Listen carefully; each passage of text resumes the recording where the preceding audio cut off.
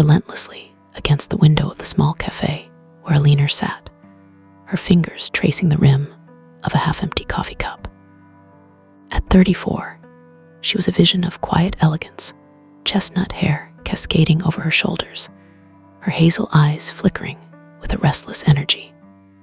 Across from her sat Henry, her husband of 10 years, engrossed in his newspaper, oblivious to the storm brewing within her. Their marriage had settled into a comfortable rhythm, predictable as the ticking of the clock above the counter.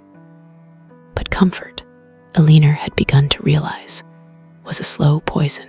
Before we jump in, real quick, most of you who enjoy these videos still haven't subscribed. If you're one of them, please take a second to hit that button.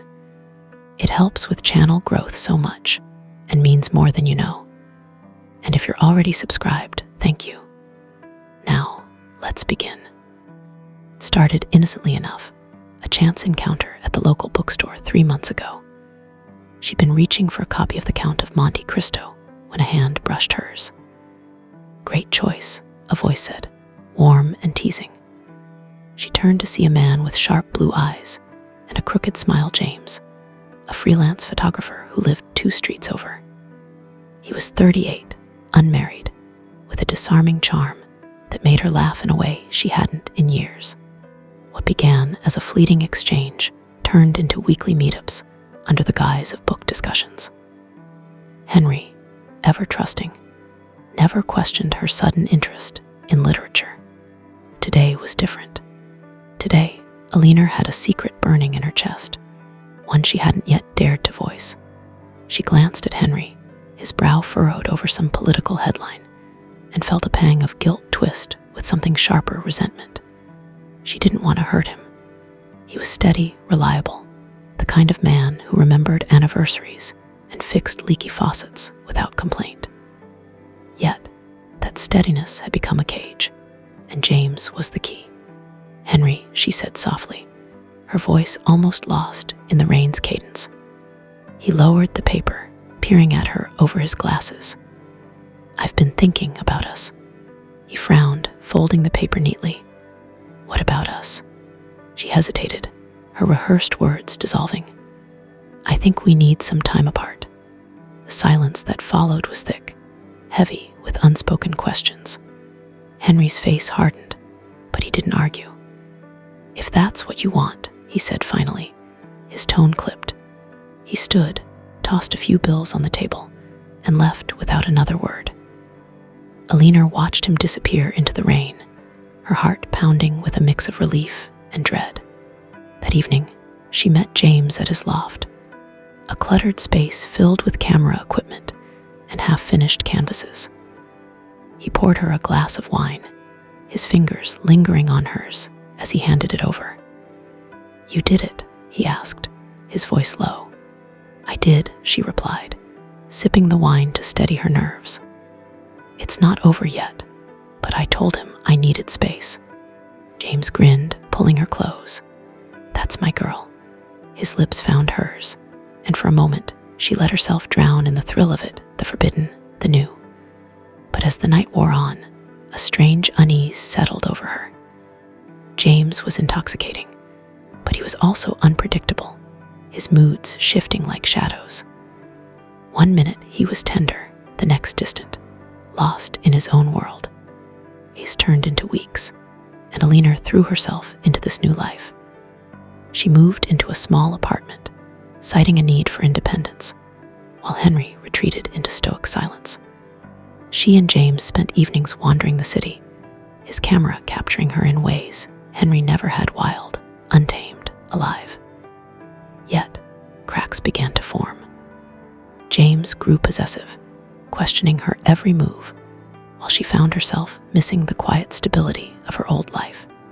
One night, after a heated argument over her lingering calls with Henry, purely logistical, she insisted, James stormed out, leaving her alone in his loft. Restless, she began tidying his cluttered desk, seeking distraction. That's when she found it, a stack of photographs tucked beneath a notebook. They weren't of her. They were of another woman, blonde, younger, laughing in a park, her eyes bright with adoration. The dates on the prints were recent, overlapping with their own timeline. Her stomach churned. She flipped through more, finding letters, notes, a whole hidden narrative. James hadn't just been with her, he'd been weaving a web of parallel lives, each woman a thread in his tangled tapestry. Alina wasn't his escape, she was his game. Realization hit her like a freight train. She'd betrayed Henry, uprooted her life, for a man who saw her as disposable. Tears stung her eyes as she gathered her things, the weight of her choices crashing down. But she didn't leave immediately. Instead, she waited. When James returned, reeking of whiskey and rain, she confronted him. "Who is she?" she demanded, holding up the photos. He froze, then laughed, a cold, hollow sound.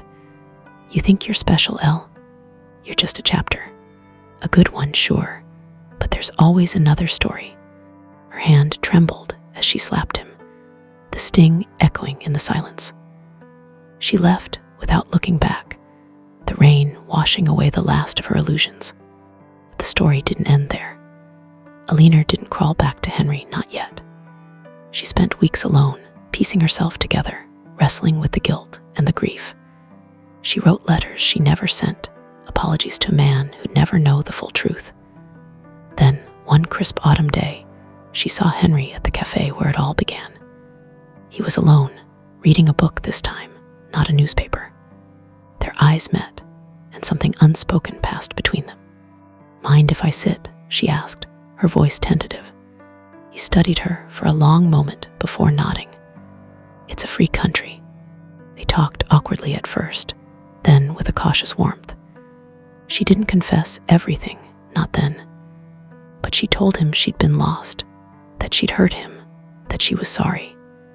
Henry listened, his face unreadable, until he finally said, "I never stopped loving you, Elle, but I can't trust you yet." It wasn't forgiveness, but it was a thread, a fragile, fraying thread she could choose to mend.